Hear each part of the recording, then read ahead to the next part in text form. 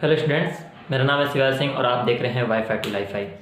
इस वीडियो में बात करने वाले हैं द मिरर इक्वेशन के ऊपर। इक्वेशन क्या होती है?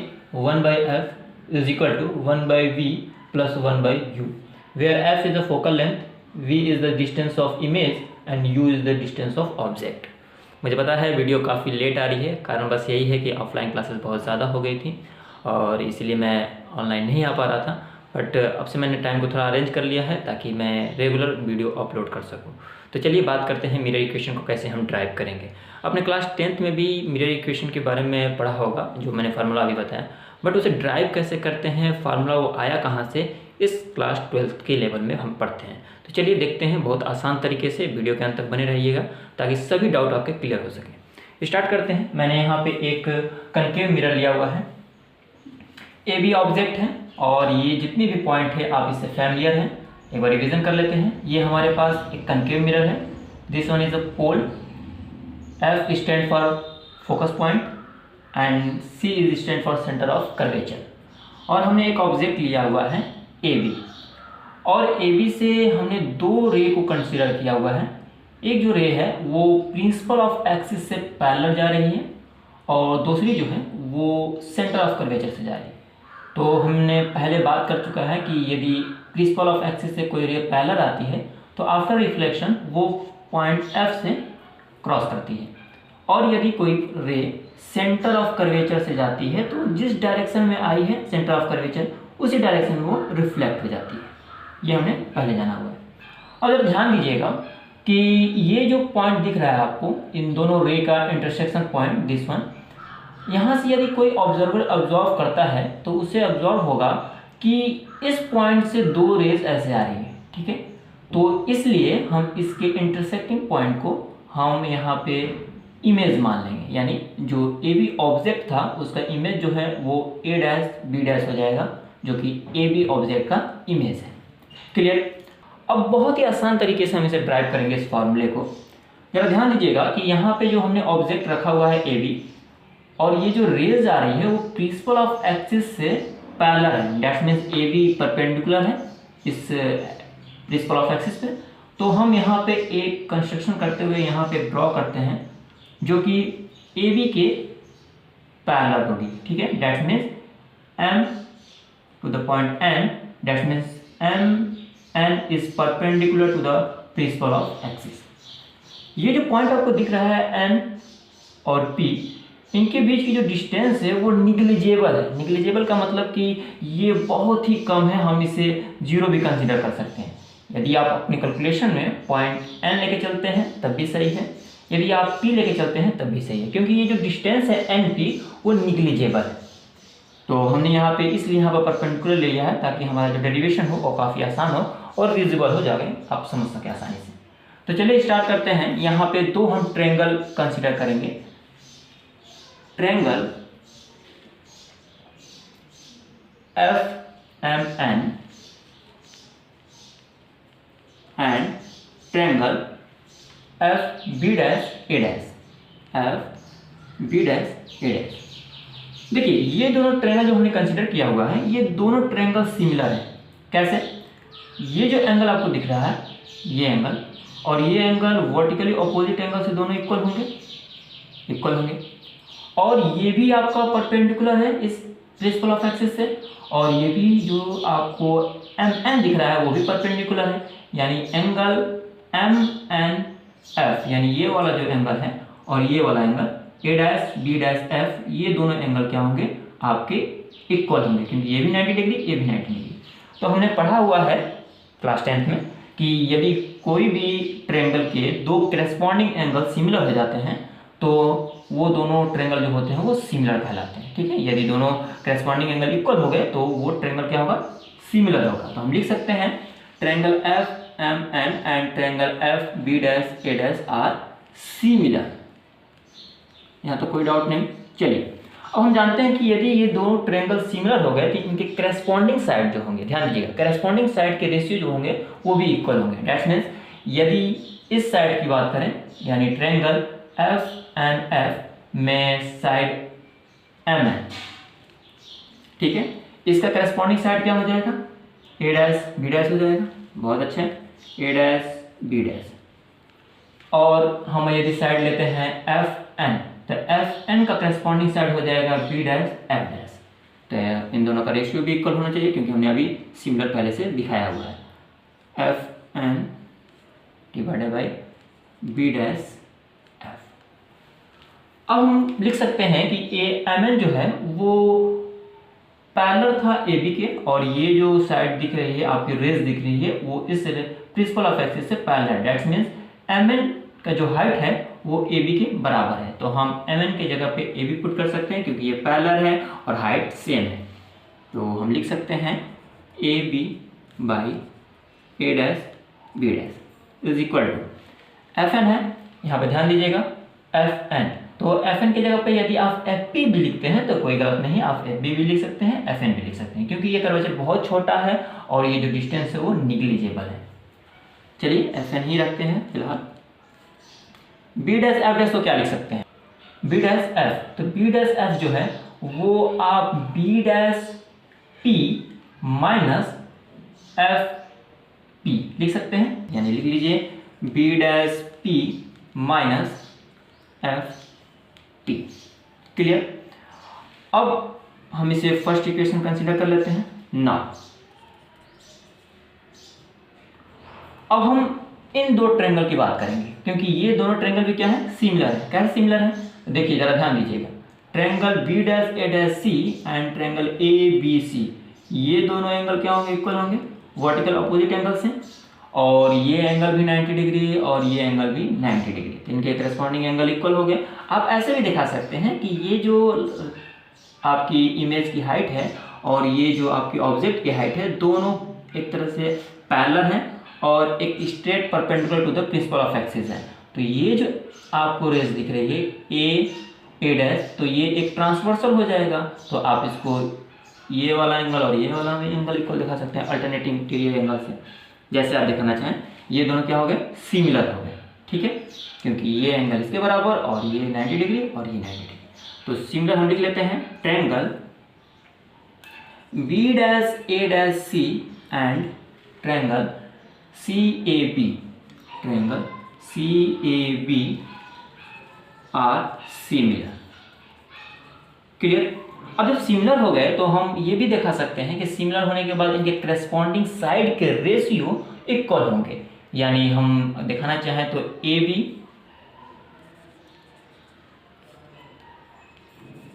By A dash B dash, A dash B dash is equal to आप B C by B dash C हो जाएगा,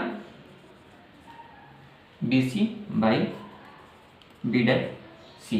देखिए बहुत बच्चे कंफ्यूज हो जाते हैं करस्पॉन्डिंग साइड के ऊपर, तो आप चाहे तो दोनों ट्रायंगल को सेपरेटली बना के आप वहां से इसको समझ सकते हैं कि कौन सा किसका करस्पॉन्डिंग साइड होगा। तो इसका ये करस्पॉन्डिंग साइड ये हो गया, इसका करस्पॉन्डिंग साइड ये हो जाएगा और इसका करस्पॉन्डिंग साइड ये हो जाएगा, ठीक है। अब इसको थोड़ा और सिंप्लीफाई करते हैं कि बी सी है, बी सी ज़्यादा ध्यान दीजिएगा, बी सी, बी सी को हम क्या लिख सकते हैं, तो आप B P minus C P लिख सकते हैं, ज़रा ध्यान दीजिएगा, B P minus C P, तो आप बी सी को लिख लीजिए B P minus C P. B dash C को क्या लिख सकते हैं, बी डैश सी, ये जो छोटी सी डिस्टेंस है इसको आप क्या लिख सकते हैं, इसे लिख सकते हैं C P minus B dash P, तो आप लिख लीजिए C P minus B dash P. अब बहुत बच्चे ये कंफ्यूज रहते हैं कि ऐसा हम क्यों लिख रहे हैं, क्यों इसको ऐसे हम थोड़ा सिंप्लीफाई कर रहे हैं, क्योंकि हमें ये जितनी भी डिस्टेंस है उसे हमें वी यू एफ के फॉर्म में लाना है, जहाँ एफ फोकल लेंथ है, वी आपका इमेज की डिस्टेंस है और यू ऑब्जेक्ट की डिस्टेंस है। एक बात और, क्योंकि एफ जो है वो कांस्टेंट है, कोई भी आप यदि मिरर लेते हैं तो पहले से एफ जो होगा वो कांस्टेंट रहेगा, वो वैल्यू उसकी फिक्स रहेगी, बट v और u जो है वो वेरिएबल है, क्योंकि जैसे जैसे आप ऑब्जेक्ट को आगे पीछे करेंगे वैसे वैसे इमेज की डिस्टेंस चेंज होगी, तो ये दोनों वेरिएबल हैं और ये एक कांस्टेंट है। चलिए और थोड़ा सा इसको सिंप्लीफाई करेंगे लेकिन दूसरे फॉर्म में। अब जरा ध्यान दीजिएगा कि इक्वेशन फर्स्ट और इक्वेशन सेकेंड का जो LHS है वो इक्वल है, तो हम लिख सकते हैं since equation first and second have same LHS.